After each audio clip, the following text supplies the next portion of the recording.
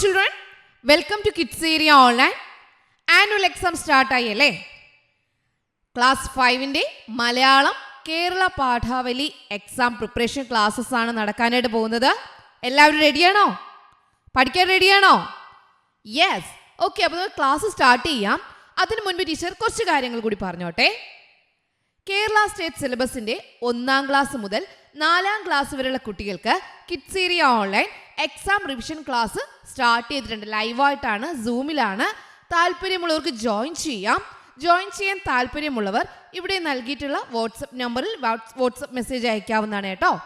അതുപോലെ April mail vacation classes വരുന്നുണ്ട്. Basic ആയിട്ടുള്ള എല്ലാ കോഴ്സസും കുട്ടികൾക്കായിട്ട് നൽകുന്നുണ്ട്. മലയാളം ലെറ്റേഴ്സ് മുതൽ Malayalam reading and writing, English letters മുതൽ ഇംഗ്ലീഷ് റീഡിംഗ് ആൻഡ് റൈറ്റിംഗ് വരെയുണ്ട്. ഹിന്ദി ലെറ്റേഴ്സ് മുതൽ ഹിന്ദി എഴുതാനും വായിക്കാനും പഠിപ്പിക്കുന്ന കോഴ്സ് വരെയുണ്ട്. മാത്തമെറ്റിക്സ് ബേസിക്സ് ഉണ്ട്.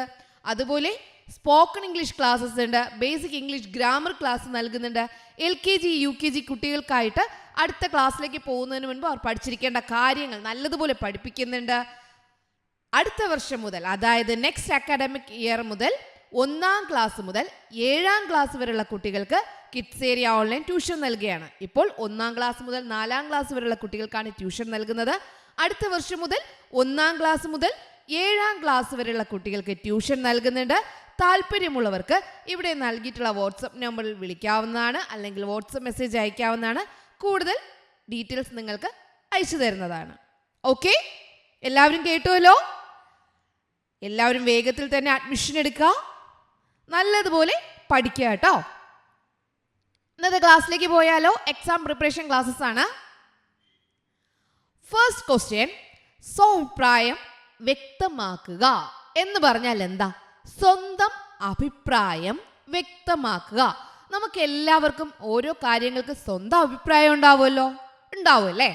ആ സ്വഅഭിപ്രായം വ്യക്തമാക്കുക.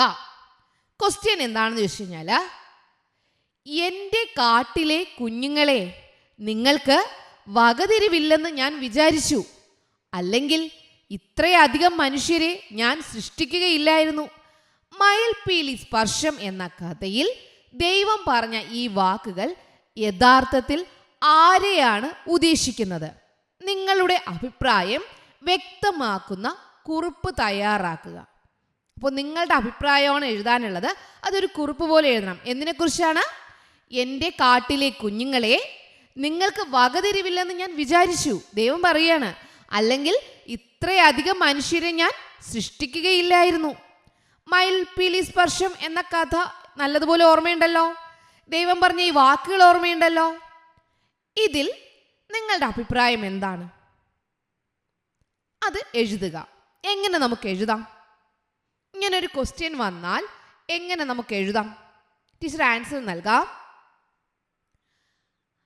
നമ്മൾ എന്താ ചെയ്യേണ്ടത്? ആദ്യം എന്താണ് ആ ക്വസ്റ്റ്യനിലുള്ളത് എന്ന് എഴുതുക. മയിൽപീലി സ്പർശം എന്ന കവിതയിൽ ദൈവം മനുഷ്യരെ കുറിച്ച് വിചാരിച്ചിരുന്നത് ഇങ്ങനെയായിരുന്നു.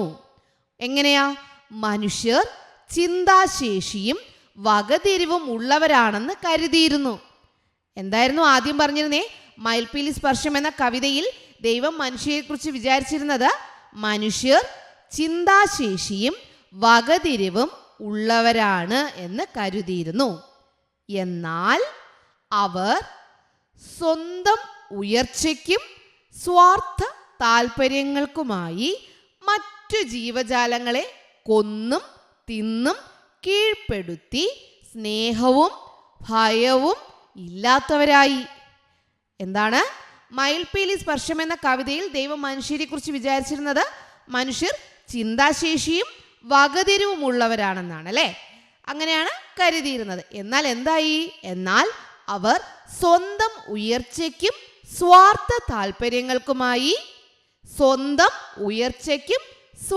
താല്പര്യങ്ങൾക്കുമായി മറ്റു ജീവജാലങ്ങളെ കൊന്നും തിന്നും കീഴ്പ്പെടുത്തി സ്നേഹവും ഭയവും ഇല്ലാത്തവരായി. ആദിമകാലത്തെ മനുഷ്യർ, അതായത് പണ്ട് കാലത്തെ മനുഷ്യർ മറ്റു ജീവജാലങ്ങളെ പോലെ സ്നേഹത്തോടെയും സഹവർത്തിത്വത്തോടെയുമായിരുന്നു കഴിഞ്ഞിരുന്നത്. പണ്ടത്തെ മനുഷ്യരെങ്ങനെയാ? ഇപ്പോൾ ജീവജാലങ്ങൾ സ്നേഹത്തോടെ കഴിയുന്നില്ല, അതുപോലെ ആദിമകാലത്തെ മനുഷ്യർ മറ്റു ജീവജാലങ്ങളെ പോലെ സ്നേഹത്തോടെയും സഹവർത്തിത്തോടെയുമായിരുന്നു കഴിഞ്ഞിരുന്നത്. പിന്നീടാണ് വിഭാഗീയതയും വിദ്വേഷവും തലപൊക്കിയത്. ഇന്ന് സ്വന്തം കുടുംബത്തിനുള്ളിലുള്ള സ്നേഹം പോലും ഇല്ലാതായിക്കൊണ്ടിരിക്കുന്നു. ഇതിനേക്കാൾ എത്രയോ ഭേദമാണ് മൃഗങ്ങൾ എന്നു കരുതിയാവാം ദൈവം ഇങ്ങനെ പറഞ്ഞിട്ടുള്ളത്. മനസ്സിലായോ? ഈ ക്വസ്റ്റ്യൻ ആൻസർ എങ്ങനെ എഴുതാമെന്ന് മനസ്സിലായോ? മനസ്സിലായി. ഓക്കെ. അപ്പോൾ ഇത് ഇങ്ങനെ ഒരു ക്വസ്റ്റ്യൻ വന്നു കഴിഞ്ഞാൽ നിങ്ങൾ എഴുതുമല്ലോ. മൃഗങ്ങളും മനുഷ്യരുടെ സ്വഭാവത്തെക്കുറിച്ച് ഇങ്ങനെ ഒരു ക്വസ്റ്റ്യൻ വന്നു കഴിഞ്ഞാൽ നിങ്ങൾക്ക് എഴുതാൻ അറിയാലോ? അറിയാം. അടുത്തൊരു ചോദ്യം, കഥാപാത്ര നിരൂപണം. കഥാപാത്ര നിരൂപണം. ക്വസ്റ്റ്യൻ, മുത്തശ്ശി ചിരിച്ചു, ദേവൊക്കെ മരിച്ചുപോയി, ഇനി ഞാൻ മാത്രമേ ജീവിച്ചിരിക്കണുള്ളൂ. എൻ്റെ കൂടെ ഉണ്ടായിരുന്നവരൊക്കെ പോയി. കാർത്തു, വടക്കേ മുറി ചിന്നമ്മു, മാരാത്ത കുഞ്ഞു, ഇവരൊക്കെ ആയിരുന്നു മുത്തശ്ശിയുടെ കൂട്ടക്കാർ. അവരൊക്കെ മരിച്ചോ? ഇപ്പം മുത്തശ്ശിക്ക് ആരുമില്ല. ഓ, ഫ്രണ്ടായിട്ട്. നിങ്ങൾക്കറിയാലോ, ഈ കഥ അറിയാലോ. എനിക്ക് മുത്തശ്ശിയോട് കലശലായ അനുകമ്പ തോന്നി.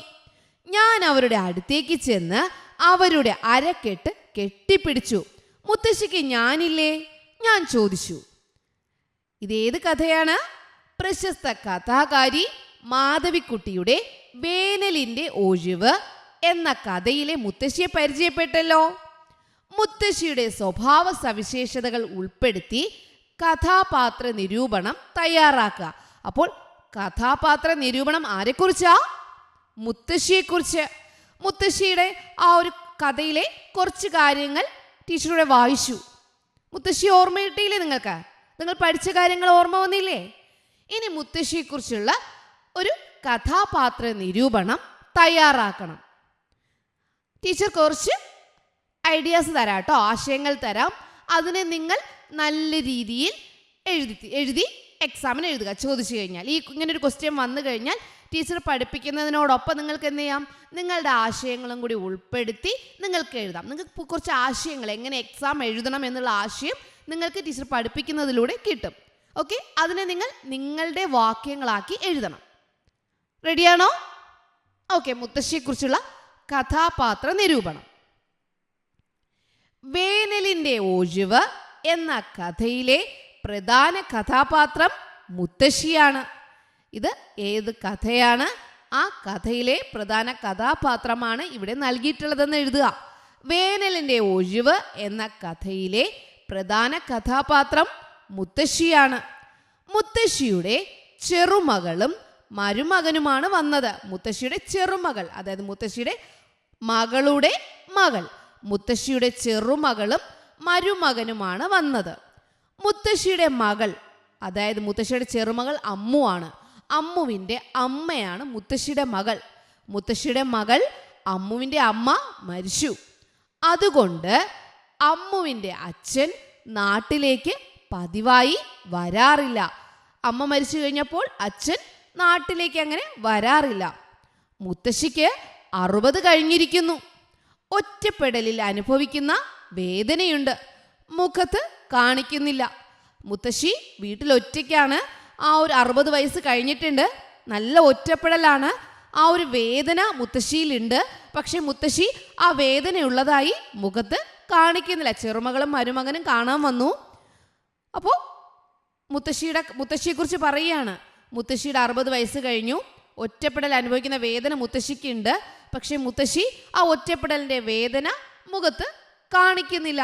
എന്നിട്ടോ കാഴ്ച കുറവാണെങ്കിലും കൊച്ചുമോൾ ഞാവൽ മരത്തെക്കുറിച്ച് ചോദിച്ചപ്പോൾ അവർ വാചാലയാകുന്നു. മുത്തശ്ശിക്ക് കാഴ്ച കുറവാണെങ്കിലും കൊച്ചുമോൾ അവിടുത്തെ ഞാവൽ മരത്തെക്കുറിച്ച് മുത്തശ്ശിയോട് ചോദിച്ചപ്പോൾ മുത്തശ്ശി എന്താ?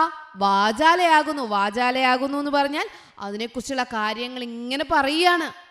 അമ്മുവിനോട് തികഞ്ഞ വാത്സല്യം. മരിക്കാറായെന്ന് ഉറച്ചു വിശ്വസിക്കുന്നു. അമ്മുവിനോട് നല്ല വാത്സല്യമാണ്, നല്ല ഇഷ്ടമാണ്. പക്ഷെ മുത്തശ്ശിക്ക് അറിയാം എന്താ? മരിക്കാറായി. എൻ്റെ സമയം കഴിയാറായെന്ന് മുത്തശ്ശി വിശ്വസിക്കുകയും ചെയ്യുന്നു. മരിക്കാറായെന്ന് ഉറച്ച് വിശ്വസിക്കുന്നു. പക്ഷേ കൊച്ചുമകളുമൊത്ത് ജീവിക്കണമെന്നാണ് ആശ. മരിക്കാറായെന്ന് മുത്തശ്ശി ഉറച്ച് വിശ്വസിക്കുന്നു. പക്ഷേ മുത്തശ്ശിയുടെ ആശ എന്താ? കൊച്ചുമകളുമൊത്ത് ജീവിക്കണം. മുത്തശ്ശിയെക്കുറിച്ച് എന്താ ലാസ്റ്റ് പറയാവുന്ന എന്താ? മുത്തശ്ശി തനി കേരളീയ ജീവിതത്തിൻ്റെ പ്രതിനിധി തന്നെ. മുത്തശ്ശി തനി കേരളീയ ജീവിതം, അതാണ് വാചാലയായത്. മരത്തെക്കുറിച്ചൊക്കെ വാചാലയായത്. മുത്തശ്ശി നല്ല കേരള തനിമയുള്ള ഒരു പ്രതിനിധിയാണ് മുത്തശ്ശി. അപ്പോൾ എഴുതാൻ അറിയാലോ, മുത്തശ്ശിയെക്കുറിച്ചുള്ള കഥാപാത്ര നിരൂപണം എഴുതാൻ പറഞ്ഞാൽ മുത്തശ്ശി ഏത് കഥയിലെ കഥാപാത്രമാണെന്ന് എഴുതുക. മുത്തശ്ശി എന്താണ് ഈ ഒരു നൽകിയിരിക്കുന്ന ആ ഒരു ഇതിൽ എന്താണ് വിവരിച്ചിരിക്കുന്നതെന്ന് എഴുതുക. എന്നിട്ടോ മുത്തശ്ശിയെക്കുറിച്ച് എഴുതാം. മുത്തശ്ശിക്ക് 60 വയസ്സ് കഴിഞ്ഞു, കാഴ്ച കുറവാണ്. ബാക്കിയുള്ള കാര്യങ്ങൾ എഴുതാൻ അറിയാലോ, എഴുതുക. അപ്പം ഇങ്ങനെ ഒരു ക്വസ്റ്റ്യൻ വന്നാൽ തെറ്റിക്കാതെ എഴുതുമല്ലോ, എഴുതും. ഓക്കെ, അങ്ങനെയാണെങ്കിൽ നമുക്ക് അടുത്ത ക്വസ്റ്റ്യനിലേക്ക് പോകാം. അടുത്ത ക്വസ്റ്റ്യൻ, ലഘു വിവരണം തയ്യാറാക്കുക. എന്നതിനെക്കുറിച്ചെന്ന് അറിയാവോ? വിവരണം തയ്യാറാക്കേണ്ട എന്തിനെക്കുറിച്ചെന്ന് അറിയാവോ? ലഘു വിവരണത്തിന് ചെറിയ വിവരണം കേട്ടോ. ഇന്നസെന്റിന് ക്യാൻസർ ആണെന്നറിഞ്ഞ് ആദ്യം വീട്ടിലെത്തിയത് ബന്ധുക്കളാണ്. അത് നിങ്ങൾ വായിച്ചുവല്ലോ ടെക്സ്റ്റ് ബുക്കിൽ. അവരുടെ വാക്കുകൾ രോഗിക്ക് ആശ്വാസം പകരുന്നതായിരുന്നില്ല. ആ സന്ദർഭത്തിൽ രോഗാവസ്ഥ മറികടക്കാൻ അദ്ദേഹം കണ്ടെത്തിയ മാർഗങ്ങളെക്കുറിച്ച് ഒരു ലഘു വിവരണം തയ്യാറാക്കുക. ക്വസ്റ്റ്യൻ മനസ്സിലായല്ലോ? രോഗാവസ്ഥ മറികടക്കാൻ അദ്ദേഹം കണ്ടെത്തിയ മാർഗങ്ങൾ എന്തൊക്കെ ചെയ്തു എന്ന് ചെറിയൊരു വിവരണം തയ്യാറാക്കുക. എങ്ങനെ തയ്യാറാക്കാം? എഴുതിയാലോ? ടീച്ചർ കുറച്ച് കാര്യങ്ങൾ പറഞ്ഞു തരാം. ഇതിനെ നിങ്ങൾ നിങ്ങളുടെ വാക്യങ്ങളാക്കി എഴുതണം. ഓക്കെ. ക്യാൻസർ ബാധിതനായ ഇന്നസെന്റിനെ കാണാൻ ആദ്യം എത്തിയത് ബന്ധുക്കളാണ്. ദയനീയമായ മുഖവുമായി ചുറ്റും നിന്ന അവർ സഹതാപ വാക്കുകൾ പറഞ്ഞു. ക്യാൻസർ ബാധിതനായ ഇന്നസെന്റിനെ കാണാൻ ആദ്യം എത്തിയതാരാ? ബന്ധുക്കളാണ്. അവർ എന്താ ചെയ്തേ? ദയനീയമായ മുഖവുമായി ചുറ്റും നിന്നു. ദയനീയം, സംഭവിച്ചു പോയല്ലോ എന്ന ആ ഒരു രീതിയിൽ ദയനീയമായ മുഖവുമായി ചുറ്റും നിന്ന അവർ സഹതാപ വാക്കുകൾ പറഞ്ഞു. ഇത്തരം രോഗാവസ്ഥയിലുള്ളവരുടെ കഥകൾ പറഞ്ഞു. എന്നിട്ടോ ചുറ്റും നിന്ന് സഹതാപ വാക്കുകൾ പറഞ്ഞതും പോരാൻ എന്ത് ചെയ്തു? ഇതുപോലെ രോഗാവസ്ഥയിലുള്ള ആളുകളുടെ കഥകളും ആ രോഗിയുടെ മുന്നിൽ നിന്ന് പറയുകയാണ്. ഇത്തരം രോഗാവസ്ഥയിലുള്ളവരുടെ കഥകൾ പറഞ്ഞു. അവ രോഗബാധിതനായ ഒരാൾക്ക് സന്തോഷം പകരുന്നതായിരുന്നോ? ആശ്വാസം പകരുന്നതായിരുന്നോ? അല്ല, സാന്ത്വനം നൽകുന്നതായിരുന്നില്ല. അവ രോഗബാധിതനായ ഒരാൾക്ക് സാന്ത്വനം നൽകുന്നതായിരുന്നില്ല. യഥാർത്ഥത്തിൽ ഇത്തരം സന്ദർഭങ്ങളിൽ രോഗം മറികടക്കാൻ എന്താ ആവശ്യം? മനക്കരുത്തും ധൈര്യവുമാണ് രോഗിക്ക് ലഭിക്കേണ്ടത്. ഈ സന്ദർഭങ്ങളിൽ യഥാർത്ഥത്തിൽ രോഗം മറികടക്കുന്നതിന് എന്താണ് ആവശ്യം? മനക്കരുത്ത് വേണം, ധൈര്യം വേണം. ഈ മനക്കരുത്തും ധൈര്യവുമാണ് രോഗിക്ക് ലഭിക്കേണ്ടത്. എന്നാൽ അവിടെ നിന്നോ ദയനീയമായ മുഖവുമായി എല്ലാവരും നോക്കുന്നു, രോഗാവസ്ഥയിലുള്ള ഇതുപോലുള്ള കഥകൾ പറയുന്നു. ഇതൊക്കെ ഒരാൾക്ക് സാന്ത്വനം നൽകുന്നത് അല്ലേ? എന്നിട്ടോ ഇവിടെ ഇന്നസെന്റിനെ സന്ദർശിക്കാൻ എത്തിയവരുടെ പെരുമാറ്റവും സംസാരവും രോഗിയെ മാനസികമായി തളർത്തുന്നതായിരുന്നു. ഇവിടെ ഇന്നസെന്റിനെ സന്ദർശിക്കാൻ എത്തിയവരുടെ പെരുമാറ്റവും സംസാരവും എങ്ങനെയായിരുന്നു? പെരുമാറ്റവും സംസാരവുമാണ്. ദയനീയമായ മുഖം, പെരുമാറ്റം, സംസാരം, ഇതുപോലുള്ള രോഗികളെ കുറിച്ച് പറയുക. അപ്പോൾ പെരുമാറ്റവും സംസാരവും രോഗിയെ മാനസികമായി തളർത്തുന്നതായിരുന്നു. എന്നാൽ അദ്ദേഹം സന്ദർശകരുടെ വാക്കുകൾ കാര്യമാക്കാതെ താൻ നേടിയെടുത്ത മനോധൈര്യത്തിൻ്റെ പിൻബലത്തോടെയാണ് രോഗത്തെ മറികടന്നത്. എന്നാൽ അദ്ദേഹം എന്താ ചെയ്തേ? ഈ സന്ദർശകർ പറഞ്ഞ വാക്കുകളൊക്കെ ഇങ്ങനെ കേട്ടുകൊണ്ടിരുന്നോ? ഇല്ല, അതൊന്നും കാര്യമാക്കിയില്ല. താൻ നേടിയെടുത്ത മനോധൈര്യം, മനസ്സിൻ്റെ ധൈര്യം ഉണ്ടല്ലേ, ആ ധൈര്യത്തിൻ്റെ പിൻബലത്തോടെ രോഗത്തെ മറികടന്നു. മനസ്സിലായോ? മനസ്സിലായി. അടുത്ത ക്വസ്റ്റ്യൻ, പൊരുൾ കുറിക്കുക. എന്നതിനെ കുറിച്ചാണ്. നോക്കാം. ഓരോ കല്ലും പ്രകൃതി ഗ്രന്ഥത്തിലെ ഓരോ ഏടാണ്. നെഹ്റു മകൾക്ക് നൽകിയ ഈ ഉപദേശത്തിൻ്റെ പൊരുൾ പാഠഭാഗവുമായി ബന്ധപ്പെടുത്തി വിശദമാക്കുക. നെഹ്റു മകൾക്ക് നൽകിയ ഉപദേശമാണ് ഓരോ കല്ലും പ്രകൃതി ഗ്രന്ഥത്തിലെ ഓരോ ഏടാണ്. ഇതിലെന്താണ് ഉൾക്കൊണ്ടിരിക്കുന്നത്, അതാണ് പൊരുൾ. അത് പാഠഭാഗവുമായി ബന്ധപ്പെടുത്തി വിശദമാക്കണം. എങ്ങനെ വിശദമാക്കാം? നിലത്തിലും മലഞ്ചരിവിലും കാണുന്ന ഓരോ കല്ലും പ്രകൃതി ഗ്രന്ഥത്തിലെ ഓരോ പേജാണ്. പ്രകൃതി ഗ്രന്ഥം എന്ന് പറഞ്ഞാൽ അറിയാലോ, പുസ്തകം. പ്രകൃതി എന്ന പുസ്തകത്തിലെ ഓരോ പേജാണ് ഈ നിലത്തും മലഞ്ചരിവിലും മലയുടെ ചരിവിലും കാണുന്ന ഓരോ കല്ലുകളും.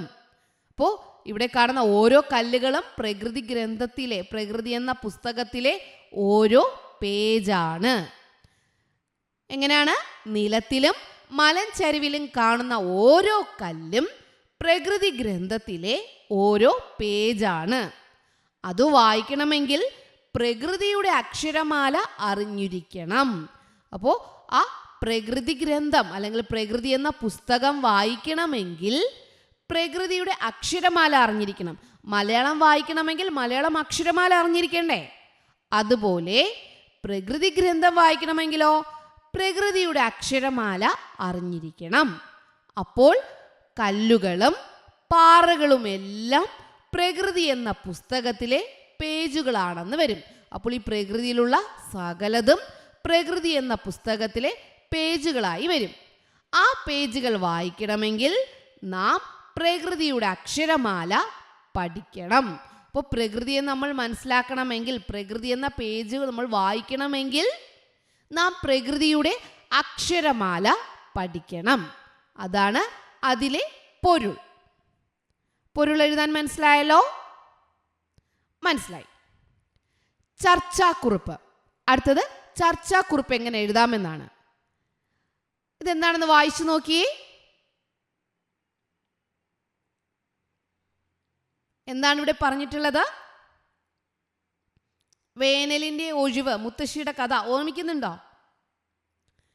വേനലിൻ്റെ ഒഴിവ് എന്ന കഥയിലെ ഗ്രാമീണ ജീവിതത്തിൻ്റെ പ്രധാന സൂചകമാണ് ഞാവൽ മരം. ഇപ്പോൾ വേനലിൻ്റെ ഒഴിവെന്ന കഥയിലെ ഗ്രാമീണ ജീവിതത്തിലെ ഒരു പ്രധാന സൂചകമാണ് അവിടുത്തെ ഞാവൽ മരം. കാലമേറെ ആയിട്ടും കായ്ക്കുന്ന ഞാവൽ മരത്തിന് ഈ കഥയിൽ ഒരു പ്രധാന സ്ഥാനമില്ലേ? ചർച്ച ചെയ്യൂ. നിങ്ങൾ ചർച്ച ചെയ്ത ശേഷം ആ ഞാവൽ മരത്തെക്കുറിച്ചൊരു കുറിപ്പ് എഴുതുക. അതാണ് ക്വസ്റ്റ്യൻ. എങ്ങനെ നിങ്ങൾ ചർച്ച ചെയ്യാം, അതിലെന്തൊക്കെ കാര്യങ്ങൾ വന്നിട്ടുണ്ടാകാം, അതെല്ലാം ചേർത്തൊരു കുറിപ്പ് തയ്യാറാക്കാം. ഞാവൽ മരത്തെക്കുറിച്ചാണ്. ഗ്രാമീണ ജീവിതത്തിൽ ഞാവൽ മരത്തിനുള്ള പങ്ക് അത് നിങ്ങൾ എഴുതുക. എങ്ങനെ എഴുതാം? ഞാവൽ മരത്തെക്കുറിച്ച് എങ്ങനെ എഴുതാം? പ്രായം ചെന്ന് ഉണങ്ങിയ ആ ഞാവൽ മരത്തിന് വേനലിൻ്റെ ഒഴിവെന്ന കഥയിൽ വലിയ സ്ഥാനമാണുള്ളത്.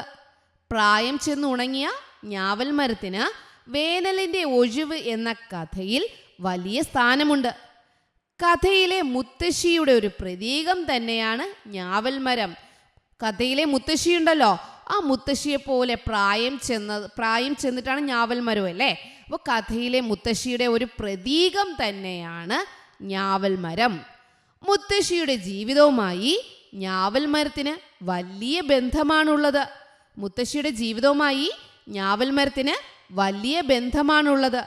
സ്കൂളിൽ പഠിക്കുന്ന കാലത്ത് ഞാവൽ പഴം തിന്നതും കൂട്ടുകൂടി നടന്നതുമെല്ലാം മുത്തശ്ശി ഓർക്കുന്നുണ്ട്.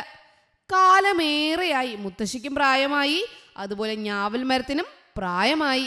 കാലമേറെയായിട്ടും ഞാവൽ മരം കായ്ക്കുന്നുണ്ട്. അതിൻ്റെ ഫലം മറ്റുള്ളവർക്ക് സന്തോഷം നൽകുന്നുണ്ട്. ഞാവൽ മരത്തിലെ ആ പഴം കഴിക്കുമ്പോൾ അതിലെ ഫലം അത് കഴിക്കുന്നവർക്ക് സന്തോഷവും നൽകുന്നുണ്ടല്ലേ? അപ്പോൾ എന്താണെന്ന് മനസ്സിലായി? ഇനിയുമുണ്ട്. ഇവിടെ പറഞ്ഞത് മനസ്സിലായല്ലോ? വേനലിൻ്റെ ഒഴിവെന്ന കഥയിലെ ഒരു പ്രധാന സ്ഥാനം ഞാവൽ മരത്തിനുണ്ട്. കഥയിലെ മുത്തശ്ശിയുടെ ഒരു പ്രതീകമാണ് ഞാവൽ മരം. മുത്തശ്ശിയുടെ ജീവിതവുമായി ഞാവൽ മരത്തിന് വലിയ ബന്ധമുണ്ട്. സ്കൂളിൽ പഠിക്കുന്ന കാലത്ത് ഞാവൽപ്പഴം തിന്നതും കൂട്ടുകൂടി നടന്നതെല്ലാം മുത്തശ്ശി ഓർക്കുന്നുണ്ട്. കാലമേറെയായി എന്നിട്ടും ഞാവൽ മരം കായ്ക്കുന്നുണ്ട്. അതിൻ്റെ ഫലം മറ്റുള്ളവർക്ക് സന്തോഷവും നൽകുന്നുണ്ട്. എന്നിട്ടോ എങ്കിലും ഒറ്റപ്പെട്ട അവസ്ഥയിലാണ്. ഇത്രയും ചെയ്തിട്ടും ഞാവൽ മരം ഒറ്റപ്പെട്ട അവസ്ഥയിലാണ്. മുത്തശ്ശിയുടെ ജീവിതവും അതുപോലെയൊക്കെയാണ്. വാർദ്ധക്യത്തിൽ ഒറ്റപ്പെട്ട് ജീവിക്കുന്ന അവരിൽ സ്നേഹം നിറഞ്ഞു നിൽക്കുന്നു. ഞാവൽ മരത്തിന് സ്നേഹമുള്ളത് കൊണ്ട് ഞാവൽ മരം കായ്ക്കുന്നു, മറ്റുള്ളവർക്ക് സന്തോഷം നൽകുന്നു. അതുപോലെ മുത്തശ്ശിയുടെ ജീവിതമോ അതുപോലെയാണ്. വാർദ്ധക്യത്തിൽ ഒറ്റപ്പെട്ട് ജീവിക്കുന്നു, എന്നാൽ മുത്തശ്ശിയിലും സ്നേഹം നിറഞ്ഞു നിൽക്കുന്നു. പ്രായം ഏറെയായിട്ടും കായ്ക്കുന്ന ഞാവൽ മരത്തെ പോലെയാണ് മുത്തശ്ശിയുടെ ജീവിതവും. പ്രായം ഏറെയായിട്ടും കായ്ക്കുന്ന ഞാവൽ മരത്തെ പോലെയാണ് മുത്തശ്ശിയുടെ ജീവിതവും. ഞാവൽ മരത്തിന് അവരുടെ കുട്ടിക്കാല ജീവിതവുമായി വലിയ ബന്ധമാണുള്ളത്. ഒറ്റപ്പെട്ടു പോയ മുത്തശ്ശിക്ക് ഞാവൽ മരം ഇപ്പോഴത്തെ ചങ്ങാതി തന്നെയാണ്. ഒറ്റപ്പെട്ടു പോയ മുത്തശ്ശിക്ക് പണ്ടേ മുത്തശ്ശിയുടെ കൂടെയുള്ള ആ ഞാവൽ മരം, മുത്തശ്ശി കുഞ്ഞായിരുന്നപ്പോൾ മുതൽ, കുട്ടിക്കാലം മുതലേ മുത്തശ്ശിയോടൊപ്പം ഉണ്ടായിരുന്ന ഞാവൽ മരത്തിന് ഇപ്പോഴും ചങ്ങാതിയാണ് അല്ലേ. മുത്തശ്ശിക്ക് ഞാവൽ മരം ഇപ്പോഴത്തെ ചങ്ങാതി തന്നെയാണ്. ഇങ്ങനെ ചിന്തിക്കുമ്പോൾ ഞാവൽ മരം മുത്തശ്ശിയുടെ ജീവിതത്തെയാണ് നമുക്ക് കാണിച്ചു തരുന്നത്. അപ്പോൾ ഞാവൽ മരത്തിന് ഈ കഥയിലെ സ്ഥാനം എന്താണ്? ഞാവൽ മരം മുത്തശ്ശിയുടെ ജീവിതത്തെയാണ് നമുക്ക് കാണിച്ചു തരുന്നത്. മനസ്സിലായോ? എഴുതാനായി അറിയാലോ. ഇങ്ങനൊരു ക്വസ്റ്റ്യൻ വന്നാൽ എഴുതുമല്ലോ. ഇതുപോലെ എങ്ങനെ ചോദിച്ചാലും നിങ്ങൾക്ക് എഴുതാനുള്ള വാക്യങ്ങൾ കിട്ടുന്നുണ്ടല്ലോ. ഓക്കെ, അപ്പോൾ നിങ്ങൾ അതിലെന്ത് ചെയ്യുക? ആ ക്വസ്റ്റ്യൻ അനുസരിച്ച് എഴുതി ചേർക്കുക. അപ്പോൾ ഇന്ന് പഠിപ്പിച്ച ചോദ്യങ്ങൾ മനസ്സിലായല്ലോ. അടുത്ത ചോദ്യങ്ങൾ ഉടനെ വരുന്നുണ്ട്. എല്ലാവരും കിഡ്സേരിയ ഓൺലൈൻ എന്ന യൂട്യൂബ് ചാനൽ കാണുക, സബ്സ്ക്രൈബ് ചെയ്യുക. നിങ്ങൾക്ക് അടുത്ത ഈ മലയാളം എക്സാമിനുള്ള അടുത്ത ക്ലാസ് ഉടനെ വരുന്നുണ്ട്. ഓക്കെ, നിങ്ങൾ കാത്തിരിക്കുക. Okay children, bye, thank U.